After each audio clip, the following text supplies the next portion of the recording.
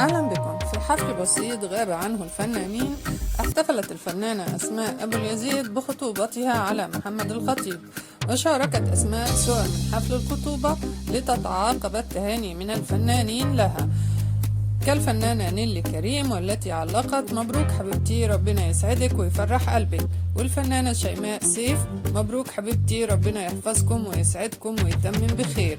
لترد أسماء على تهنئة زملائها الفنانين: شكرا جدا من كل قلبي على الكلام الحلو والدعوات الحلوة دي.